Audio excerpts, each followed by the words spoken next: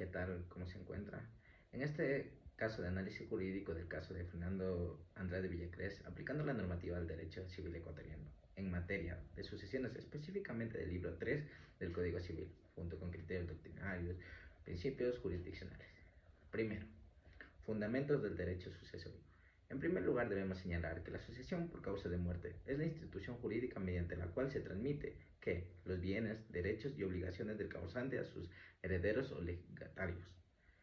En este caso, ¿qué sucede? El causante es el señor Fernando Andrade Villacrés, cuyo patrimonio está conformado por bienes inmuebles, acciones societarias, cuentas bancarias, vehículos y participaciones empresariales. Los elementos de la sucesión son cuáles: el causante, los herederos, el patrimonio y el hecho jurídico de la muerte. En este caso, la sucesión es un modo de sucesión a causa de que de la muerte y un título que es testamentado otorgado en vida. Finalmente, la transmisión patrimonial se desarrolla en cuatro fases: apertura de la sucesión, decisión de la herencia, aceptación y repudiación.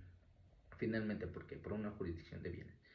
¿Por qué existe, en el presente caso, existe una sucesión intestada? Ya que el señor Fernando Andrade otorgó un testamento abierto ante el notario público. En dicho testamento, ¿qué se dice? Que se establecen varias disposiciones. El principio del beneficiario, el Roberto Andrade, se otorga un legado específico a su nieto, Daniel, que dejan de ser heredamiento a Luis, designado como albacea al doctor Mauricio Marco. Sin embargo, el testamento absoluto, ya que se debe respetar las legítimas hereditarias y las asignaciones forzosas, se debe respetar el desheredamiento de Luis Andrade. Este podría ser jurídicamente inválido si no existe una causal debidamente probada, o podría ser impugnada y dejarse sin efecto. En cuanto a la albacea, su función es simplemente ejecutar la voluntad del testador, administrador de los bienes hereditarios, y garantizar así que el cumplimiento de este testamento conforme a lo que dice la ley. Además, la libertad de testar está limitada porque por los derechos de los herederos forzosos como los hijos, cónyuge o sobresaliente. En este caso, también podría configurarse una sucesión intestada parcial, debido a que a la existencia de posibles disposiciones inválidas o bienes no incluidos en este testamento. La ley que establece una ausencia total o parcial de un testamento válido. ¿Qué se debería ahora diferenciar aquí? Que el heredero recibe una parte del patrimonio o universalidad, recibe bienes específicos, como ocurre con el caso del nieto de Daniel, su nieto Daniel, que tienen prioridades los descendientes, luego el cónyuge y posteriormente otros parientes. Por lo tanto, los hijos del causante, incluyendo Camila Torres, tienen iguales derechos sucesorios al ser que reconocidos. Además, puede operar la figura de la representación en favor de descendientes de herederos que no pueden o no deban heredar.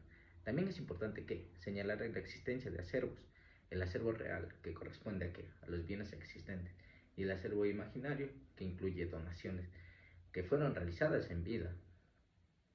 Estas donaciones, en este caso también se presentan múltiples donaciones realizadas en vida por el causante. La donación es un acto jurídico entre vivos mediante el cual se transfiere gratuitamente de un bien de una persona hacia la otra, eh, bajo su consentimiento y un objeto lícito. En este caso, ¿qué se identifica? Una hacienda donada a Camila Torres, un vehículo, dinero y a terceros.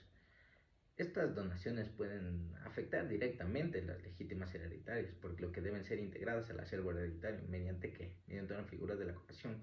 El derecho sucesorio, ¿qué dice? Establece que se puede vulnerar la proporción legítima, por lo que estas donaciones pueden ser objeto de reducción si resultan inoficiosas.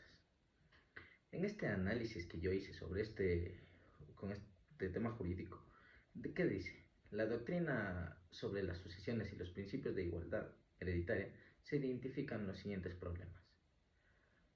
¿Cuál sería el primero? El desheredamiento de Luis Andrade. Probablemente no cumple con los requisitos legales, por lo que podría ser declarado hasta nulo. Segundo, Camila Torres, al ser hija reconocida, tiene los mismos derechos que los demás hijos del causante. Tercero, la cónyuge Patricia Salazar tiene derecho tanto a la sociedad conyugal como a la herencia. Y cuarto, las donaciones realizadas en vida, que deben ser colaciones para proteger igualdad entre herederos y eso. En el quinto, el testamento válido únicamente de forma parcial, ya que no puede afectar derechos de herederos forzosos. ¿Para qué? Para llegar a esta conclusión: que el patrimonio del señor Fernando Andrés de Villacrés debe ser redistribuido, respetando estrictamente las legítimas hereditarias, la igualdad entre los hijos, los derechos del cónyuge sobreviviente y la colación de donaciones. Por lo tanto, el testamento mantiene validez parcial, pero debe ser contemplarse con las normas de sucesión intestada y con la protección de los derechos sucesorios establecidos por la ley, para que así esto se cumpla con todo lo acorde a la ley.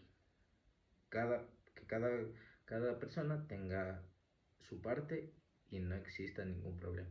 Así, si no vulneramos ningún derecho de ningún heredero.